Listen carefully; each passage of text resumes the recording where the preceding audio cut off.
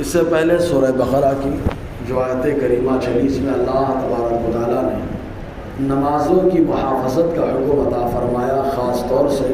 نماز وسطیٰ کی حفاظت کا ذکر کیا اور ارشاد فرمایا وقوموا للہ قانتین، اللہ تعالیٰ کے لیے ادب کے ساتھ فرما برداری کے ساتھ کھڑے رہو۔ اور آگے کی جو آیت کریمہ ہے، اس آیت کریمہ کے اندر نماز خوف کا ذکر ہوا ہے۔ نماز خوف، اس کے پڑھنے کے دو طریقے ہوتے ہیں۔ نماز خوف یہ دشمن کے مقابل میں پڑھی جاتی ہے جب آدمی میدان کارزار میں گیا اور کفار سے مشرکین سے مقابلہ ہوا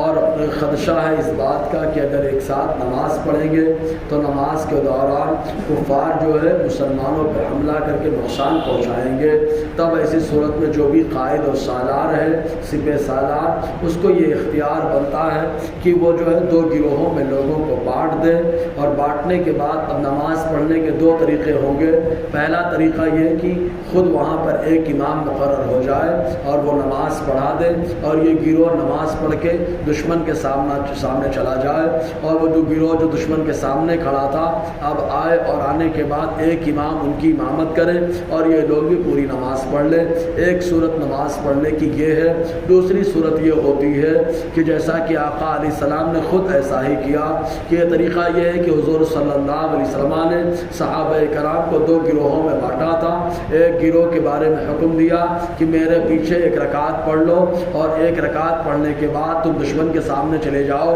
اور وہ گروہ جو دشمن کے سامنے کھڑا ہے وہ آ جائے، دوسری رکعت میں شامل ہو جائے، اور میں جب سلام پھیر دوں تو یہ گروہ کھڑا ہو کر کے اپنی ایک رکعت اور مکمل کر کے سفر کی نماز قصر میں 2 رکعت میں پوری ہو جائے گی، اور یہ پڑھ کر کے چلا جائے تو وہ گروہ جو ایک رکعت پڑھ کے گیا ہے وہ گروہ دوبارہ آ کر کے ایک رکعت اپنی نماز پڑھ کر مکمل کر لے۔ یہ نماز خوف کا معاملہ رکھا گیا۔ بہرکیف تو حضور صلی اللہ علیہ وسلم کے سامنے سب سے پہلے اس کا معاملہ جو درپیش ہوا مقام عثمان یا مقام زجنان میں یہ معاملہ پیش آیا کہ حضور صلی اللہ علیہ وسلم کفار کے سامنے جب اترے تو اترنے کے بعد کفار نے آپس میں مشورہ کیا کہ ابھی مسلمانوں سے اگر ہم نے جنگ کی، ان سے مقابلہ کیا تو شکست ہمارا مقدر ہوگی، ابھی تھوڑا انتظار کرو، ایک نماز آ رہی ہے جس کو نماز عصر کہا جاتا ہے، اور مسلمان اسے اپنے جان سے بھی زیادہ عزیز اور پیاری رکھتے ہیں، لہٰذا جب مسلمان نماز پڑھنے کے لیے کھڑے ہوں گے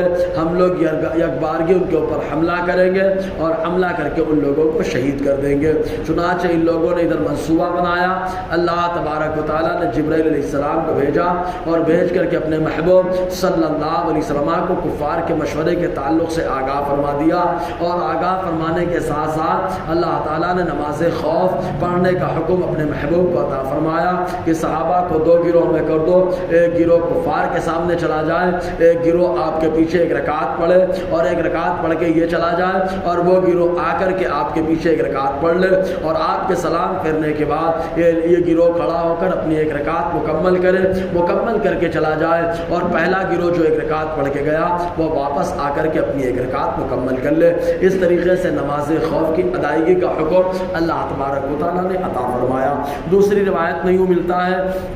کہ حضور صلی اللہ علیہ وسلم جب مقام ذات الرقاع میں پہنچے تو اس جگہ پہنچنے کے بعد صحابہ کرام دوپہر کا وقت تھا، سب لوگ الگ الگ جو ہے درختوں کے نیچے، جو بابول کا درخت ہے جس کو ببول کا درخت اپنے یہاں بولتے ہیں، تو اس درخت کے نیچے جو ہے سب لوگ ٹھہر گئے۔ ایک درخت آقا علیہ السلام کے لیے خاص کر دیا گیا، اس کا سایہ بھی گھنا تھا، اس درخت کو صاف کر کے صحابہ کرام نے آقا علیہ السلام کے آرام کرنے کا انتظام کیا۔ حضور صلی اللہ علیہ وسلم نے اپنی تلوار، اپنا نیزہ سب اتار کر کے جھاڑ میں درخت میں ٹانگ دیا، اور آقا علیہ السلام محو خواب ہو گئے۔ چنانچہ اتنے میں ایک مشرک آیا اور آقا علیہ السلام کو سوتے ہوئے دیکھتا ہے، تلوار اٹھاتا ہے، اور اٹھانے کے بعد آقا علیہ السلام کی طرف بڑھتا، حضور بیدار ہوتے ہیں اور اس سے ارشاد فرماتے ہیں تم میری تلوار دے دو، تو وہ کہتا ہے تم کو مجھ سے کون بچائے گا؟ تو آقا علیہ السلام فرماتے ہیں کہ اللہ تبارک و تعالیٰ۔ صحابہ کرام نے اسے ڈرایا، دھمکایا، تو اس نے تلوار رکھی، اور اس کے بعد بعد وہ چلا گیا.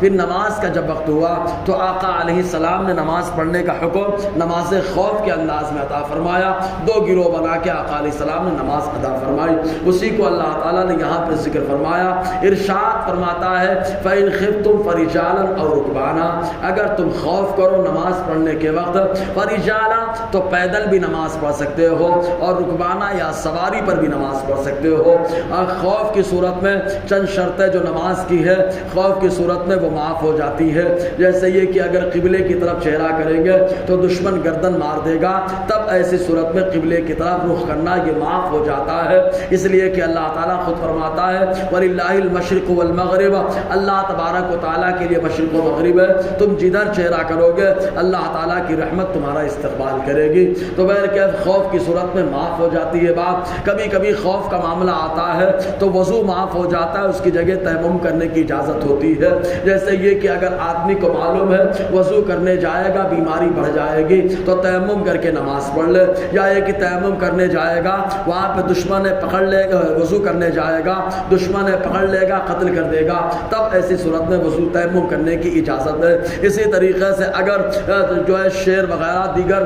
خطرناک جانوروں کا خدشہ ہو کہ وہاں جائیں گے تو حملہ ہو جائے گا, تو جس صورت میں وضو معاف ہو جاتا ہے, تیمم کرنے کی اجازت ہوتی ہے. تو اللہ تعالیٰ فرماتا ہے اگر تم خوف کرو تو پیدل نماز پڑھو یا سواری پر نماز پڑھو. اور مسافر آدمی جو ہے یہ حضور صلی اللہ علیہ وسلم کے زمانے میں طریقہ یہ تھا کہ جب نفل نماز پڑھی جاتی تو یہ سواری پر پڑھ لیا کرتے تھے, لیکن اگر فرض نماز پڑھنے کی بات ہوتی یا وتر نماز پڑھنے کی بات ہوتی تو صحابہ کرام اتر کر کے نماز پڑھتے تھے. فرض نماز میں اتر کر, وتر میں اتر کر, اور نفل میں سواری پر جو ہے بیٹھ کر کے نماز پڑھا کرتے تھے. فَإِذَا أَمِنْتُمْ, جب تم امن میں رہو کوئی خوف نہ ہو, فَاذْكُرُوا اللَّهَ, تو اللہ تعالیٰ کا ذکر کو زبان سے, دل سے اور کردار سے, كَمَا عَلَّمَكُمْ مَا لَمْ تَكُونُوا تَعْلَمُونَ, جیسا کہ اللہ نے تمہیں اس چیز کا علم عطا فرمایا جو تم نہیں جانتے تھے. انشاءاللہ اور آگے گفتگو رہے گی. اللہ تعالیٰ ہم سب کو فیضان قرآن برکات قرآن سے مالا مال فرمائے.